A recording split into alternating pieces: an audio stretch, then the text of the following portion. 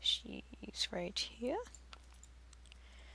And just click G again, and she'll be like, "Oh, it's awesome." Now, you want to go and get uncut garnet.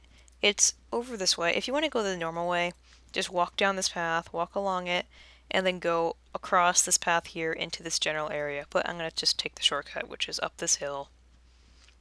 And it may not seem like a shortcut because you're walking slower, because in this game you move faster on paths than you do on regular land.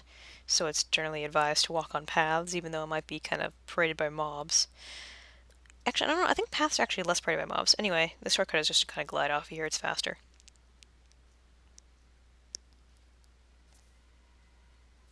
The garnet, which is the gem that she wants you to gather. There's a bunch of different gems in this game. There's 3 per tier, and there's 6 tiers. So garnet's going to be to your right. It's this red-looking gem. Now go up to it and use your quarrying ability, backspace, and your gathering. You should be okay. There we go. Once again, it's going to be kind of slow. You're only level 1. The level cap for Istaria is currently level 100. I don't know if the devs are going to raise it anytime soon, but I personally hope they don't because I don't want to level all my level 100s 20 more levels or so. So yeah. And God, people stop messaging. No, that's promoted to administrator. This is a group window, by the way, this big thing over here, in case you were wondering. It's you can open with clicking Alt-NG, I think. Or not. I don't know. How much do I need, anyway? 35. I'm almost there. Nope. And it depleted. Go to the next one. And there should be a cancel button to the top left in that little top left menu, but I just use backslash. That also cancels. Now I just gotta move. Now I got my 35. I can go back to Artisan Geminoth. Running along this path.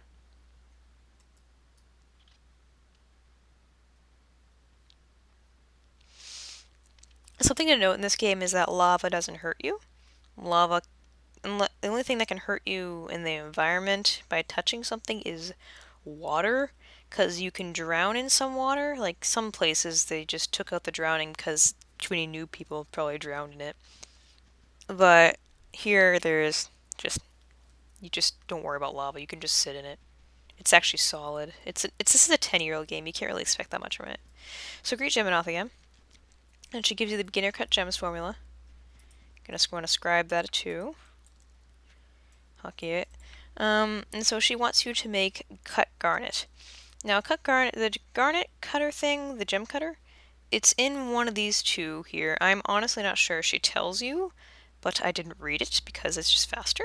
So it's either to my left or my right. I'm gonna take a risk and go to the left.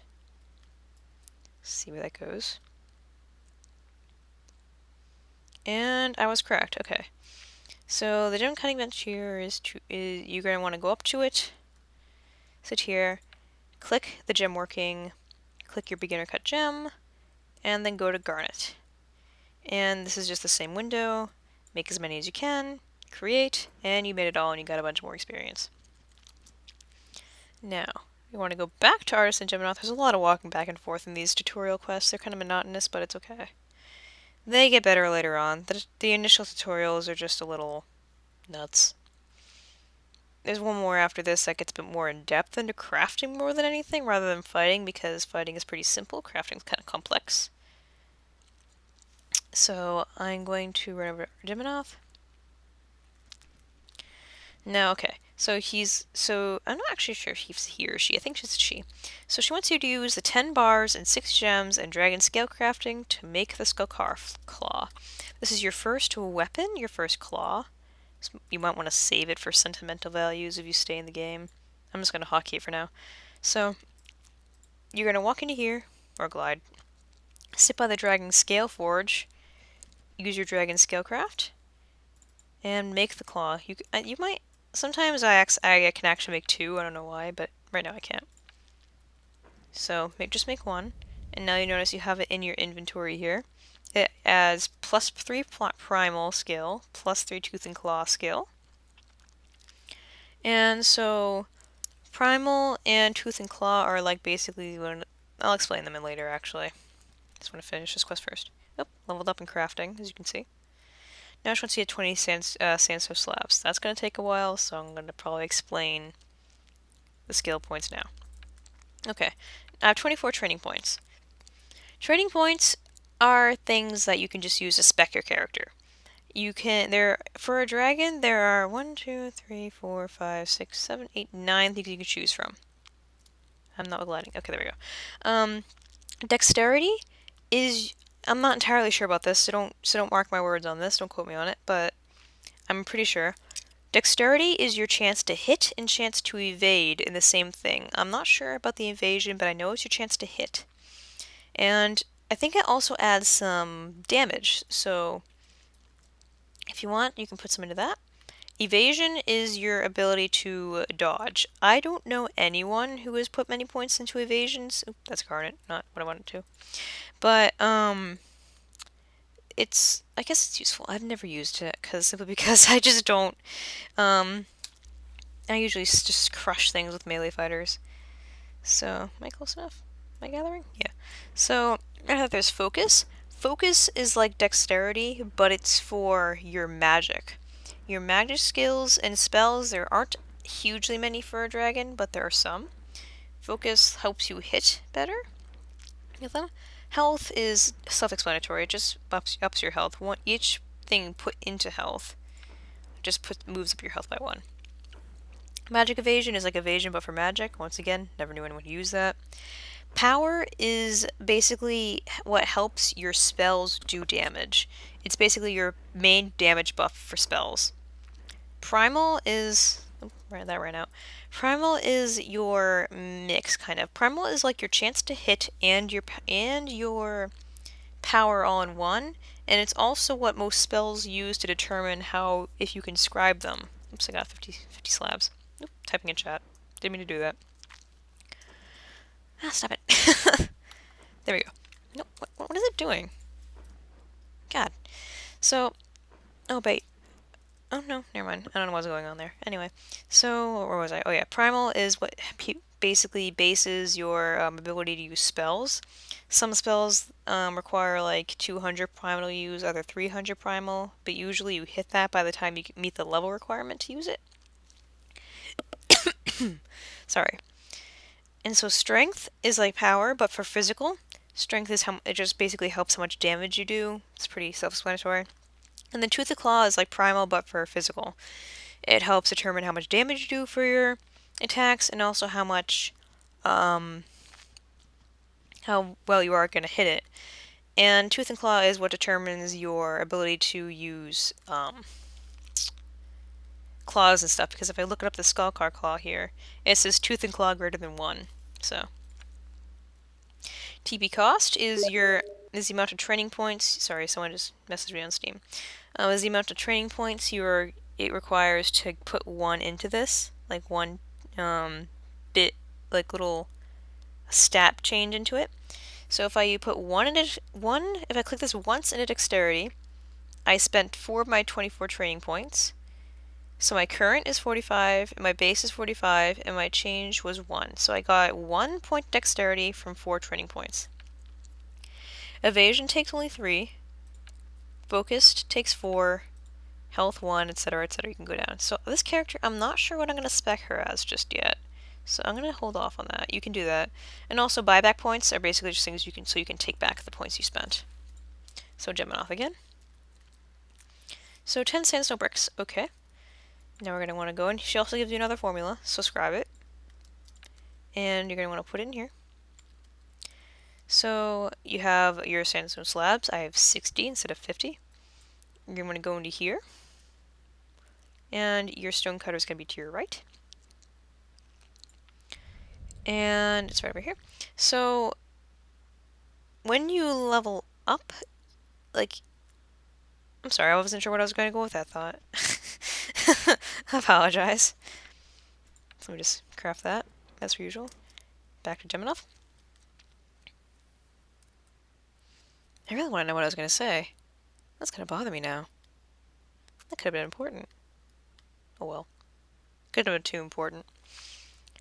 Anyway, back to Geminoth. I think she's gonna have you make a chest scale with this. I'm not entirely sure. So greet her. You can greet her kind of from far away. And yep, she now wants you to make a hatchling scale, which she's gonna give you the formula again. I think you can also scrub it by dragging into here. Yes, you can. So this scale, it requires 5 sandstone bricks. She has you make 10. I don't know why, but she does. And you need, sorry, that's this forge right here. But you only need 5, so you can make more than 1 to get the experience. Or you can keep this stuff. I'm just gonna make 2. So I can make 2. I'm gonna sit here, just make that. It's the same as making the claw, and then you can go back. Now I have 2 of these scales in my inventory. Your inventory, by the way, isn't defined by these spaces because you can make this huge. The UI in this is very customizable. You can change everything. Really, you can just make everything. I can make that extended. I can make it simple. It's really customizable. It's awesome. So anyway, I almost walked off the cliff. Talk to Geminoth. She'll tell you to. What does she tell you to do? What does she want you to do? Oh, okay. So she gives you this spell here. This is your first spell. This is a healing spell. Describe it. And once you scrub a spell, it's going to be in the spells tab of your knowledge. And so you can see here, healing training breeze. I'm going to put it on slot 10 because that's where I usually put my healing ability, so I can tap with 0. So that's that. That's my first spell, and then you can just talk back to Geminoth again. And then she wants you to go back to Karkath. Now I'm going to run all the way back to Karkath. The fastest way is probably just to run across the top of this. This actually doesn't really lead anywhere you want to actually go. But it's I don't know if you call it an Easter egg or not, but it's just a little, I'll show you later. If I have time. So just glide off of here.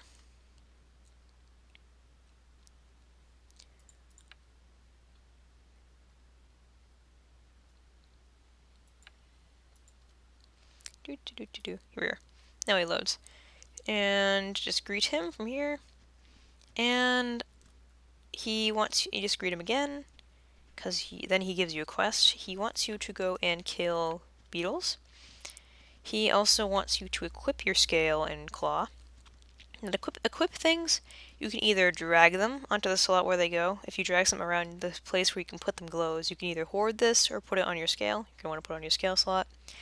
And this is the same thing. You're going to want to put it on your claw slot, but you can also right-click equip. Or double-click it, actually. Yeah, double-clicking works too. So, the tiny grass beetles, I think you probably watched where I was going. I just kind of walked back to where the shrine is. And so, tiny grass beetles are actually over here. I think, yeah, they're right here. You want to kill 3 of them. They're pretty easy to kill. Just smack them. Unfortunately, with the small amount of abilities you have this time, it's probably just a little more annoying than anything to try and kill these guys, because your abilities have a big cooldown, but that's only because you get so many at the end. Let me see. I'm going to quickly make this a specific hotkey. Just ignore this, you can copy it later, but this is just a little loot hotkey, so I don't have to keep right-clicking things. Where's the nearest? Oh, there he is. Next beetle. Alright, that's that. And where's the next beetle? They blend in so well with the floor. Oh, here we are. Here's another one. Here, little bugger.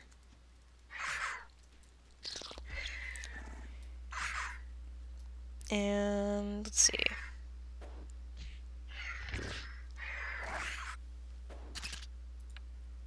There you go, now I can bite it. And the damage over time given by bite, yeah, that'll kill it. Alright. Killing things at this level gives you so much experience. It won't stay like that. Istaria isn't a hugely grindy game if you know what you're doing, but it can feel grindy. For dragons, if you get ability quests every 10 levels, at increments of 5 levels, like you get silver, like some quests you get level 30, some at level 35, and then again at level 40 or level 45, it goes like that. Doing those quests usually gets you up 5 levels, so you can do the next set of quests. It gets a little repetitive, but sometimes you just have to go around and kill things over and over and over again. Greek Kargath again. Now he wants you to go and kill some brown spider hatchlings. God, I've never seen so many training points. Actually, no, I respect a character recently, so never mind. I take that back. I lied. I don't know why I ran off the path. That was stupid. Makes me walk so slowly.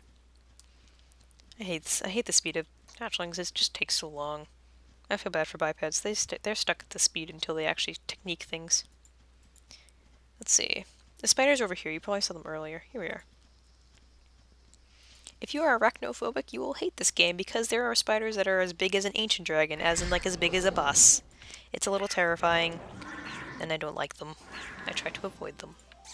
They're deadly too. They're a really high level. How many do you need to kill? 5. Unfortunately, that might take a bit. I don't think these guys give you any debuffs. You'll experience your first debuffs in New Trismus, I think. Could really use some water. My mouth's getting dry from talking so much. I'm not used to talking. Oh, kill that guy. Me. Ah, Cap won't get back in my water. Alright. Next guy.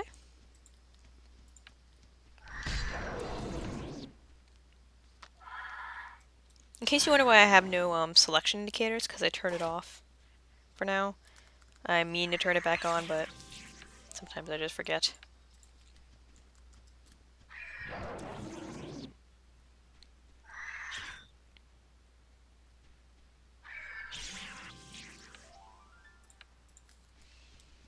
How many doing? How many more? One more. One more. Here. Come here. Come get some.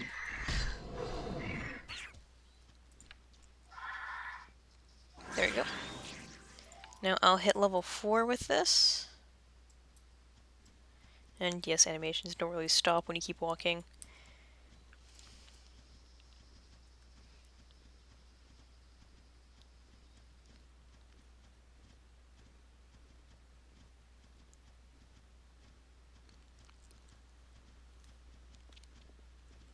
Just gotta go back to Karkath as per usual.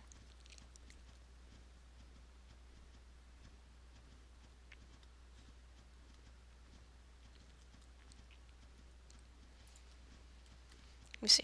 Okay. And that's it, I think, actually. Yes, it is. You just gotta go and greet Millicenthic and sign her into Trismus, which brings us to the next part of this, but so yeah, actually, no, he didn't give me any XP for that. That bugger. Anyway, so I'll show you where the portal is. But first, I want to show you something else, and that's what's on the other side of the bridge. Because a lot of you might be wondering. And I might have to explain it. So, actually, you know what? No, you guys can figure that out yourself. It's not hugely complicated, and it's not relevant until you become an adult dragon, so I'll just keep moving.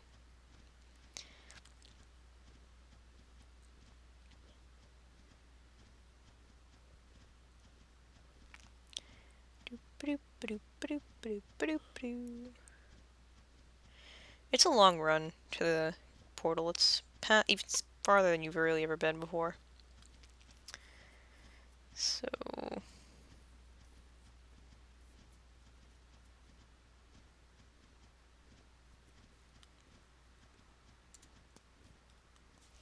Sorry, I'm not really adjusting my camera there. Come on. Glide, would you? Oh, yeah, I hate this part. The path is at just the right angles where I can't glide. There we go. Portal's right down here. And when you get to this portal, it'll give you a tutorial about portals. You're going to want to read it because it explains a few things that you're going to want to know. So you just walk up to here. And actually it doesn't give me it because I've already been here, but you just want to click New Trismus and teleport. And I have my... No, never mind, I do have my loading screens on, so you'll see it.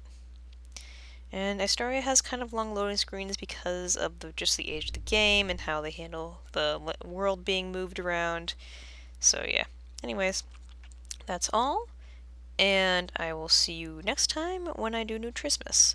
And when I do New Trismus, you'll see a different, it's the same character, but my craft will be much higher because when I do Nutrismus quests, I like to have my craft really high, and I'll just be grinding it out for then. She'll be at level 30 craft, and it won't take me too long to get there. But it won't make a huge difference. It'll just change how fast I gather things and how much easily I can make things. So yeah, I will see you next time, and thank you for watching.